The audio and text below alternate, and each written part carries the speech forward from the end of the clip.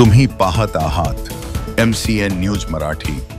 खामगाव कृषी उत्पन्न बाजार समितीचे सभापती सुभाष पेसोडे यांचे विरुद्धचा अविश्वास प्रस्ताव 14 नोव्हेंबर 2025 रोजी पारित झाला होता। त्यानंतर नवीन सभापती निवडीची प्रक्रिया सुरू झाली होती। त्यानिमित्ताने 26 नोव्हेंबर 2025 रोजी सकाळी 11 वाजता TMC यार्डातील सभागृहात सभापती निवडीसाठी सभा आयोजित करण्यात आली होती। या सभेला 18 पैकी 13 संचालक उपस्थित होते।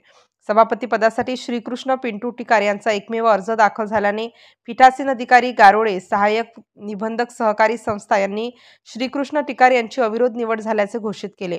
टिकार यांच्या नियुक्तीने समर्थकांनी आतिषबाजी करून जल्लोष केला व TMC यार्ड येथून कृषी उत्पन्न बाजार समिती कार्यालयापर्यंत रॅली काढण्यात आली।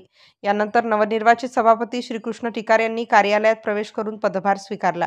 यावेळी नामदार आकाशदादा फुंडकर, काँग्रेस नेते ज्ञानेश्वरदादा पाटील, विनोद टिकार, तेजेंद्र सिंह चौहान, सुरेश सिंह तोमर, स्वप्नील ठाकरे, कृष्णा ठाकूर, राम मिश्रा, नगेंद्र रोहणकार आदी मान्यवर उपस्थित होते। MCN न्यूज मराठीकरिता शेख अजीज मोहम्मद, खामगाव।